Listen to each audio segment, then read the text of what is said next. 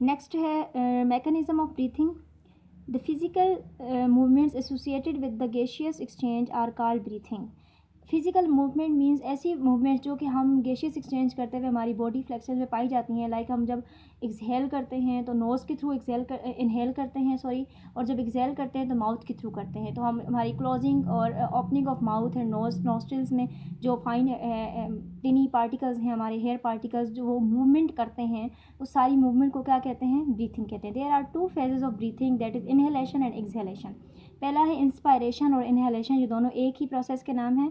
During inspiration the ribs muscles contract and ribs are raised. जब हम inspire करते हैं, इनहेल करते हैं, तो हमारे जो रिब मसल्स हैं वो कॉन्ट्रैक्ट हो जाते हैं and ribs are raised. Ribs ऊपर को उठ जाती हैं, जिसकी वजह से थोरेसिक कैविटी में बहुत सारी जगह बन जाती है, ठीक है, जिसकी वजह से जितनी भी एयर है वो अंदर की तरफ रशेज इन होती है। At the same time dome shape diaphragm contracts and is lowered.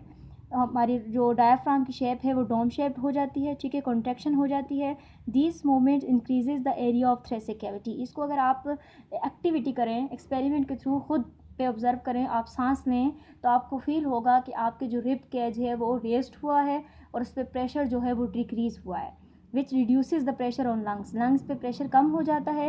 As a result the lungs expand and the air pressure within them also decreases, जिसकी वजह से लंग्स के अंदर भी प्रेशर कम हो जाता है और थ्रेसिक कैविटी एक्सपेंड हो जाती है। The air from outside rashes into the lungs. Outside से आने वाली जो एयर है वो रशेस होती है, मतलब अंदर लंग्स की तरफ मूव करती है to equalize the pressure on both sides, और दोनों लंग्स की तरफ एक जैसा, मतलब दोनों लंग्स की तरफ एक सा प्रेशर होता है। नेक्स्ट एक्सपायरेशन और एक्सहेलेशन। अब बारी है कि हम सांस को एक्सहेल कैसे करते हैं। हम एक लंबा सारा सांस लें तो हम उस चीज़ को ऑब्जर्व करें कि हमारी बॉडी में क्या चेंज आया है, ठीक है। इंटरनली हमें फील होगा कि हमारे रिब केज में रिड्यूस हुआ है, प्रेशर रिड्यूस हुआ है, डोम शेप बन जाती है स्ट्रक्चर डायफ्राम की, ठीक है। तो ये सारा ऑब्जर्वेशन में आता है। एक्सहेल करें तो after the gaseous exchange in the lungs the impure air is expelled. जब हम इनहेल करते हैं तो ऑक्सीजन अंदर जाती है, फिर वो बॉडी के अंदर बहुत सारी कार्बन डाइऑक्साइड और बाकी गैसेस के साथ मिल के कार्बन डाइऑक्साइड को लेके बाहर आ जाती है और ऑक्सीजन अंदर बाकी बच जाती है, ठीक है। इसमें क्या होता है, out in exhalation the rib muscles relax bringing the ribs back to the original position. अब क्या होगा कि जो रिब केज पहले कॉन्ट्रैक्ट हुआ था अब वो रिलैक्स हो जाएगा, रिब्स को अपनी जगह पे वापस भेजेगा ओरिजिनल पोजीशन पे, क्योंकि रिब्स क्या हो चुकी थी, लोअर फॉर्म में जा चुकी थी, ठीक है, वो रेज्ड हुई थी।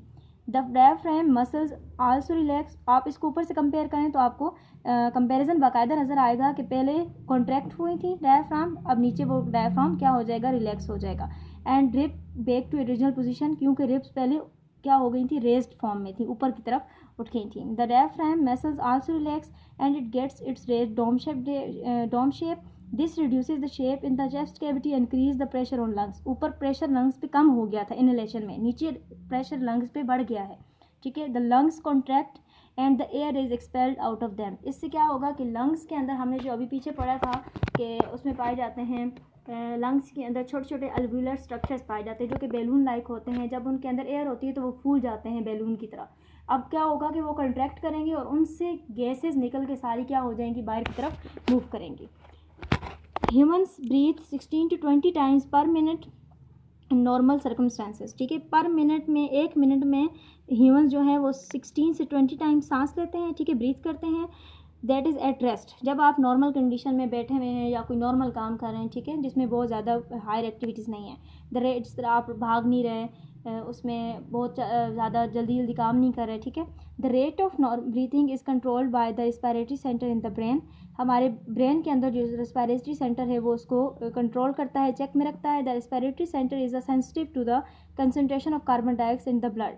कार्बन डाइऑक्साइड की कंसनट्रेशन जो ब्लड में होती है वो उस सिलसिले में वो क्या होता है, उससे बहुत ज़्यादा सेंसिटिव है। जैसे ही कार्बन डाइऑक्साइड की कंसनट्रेशन लो या हाई में जाती है तो रेस्पिरेटरी सेंटर क्या है, सेंसिटिविटी की वजह से वो एबनॉर्मलिटी शो करता है। When we do exercise or some hard job, our muscle cells carry out cellular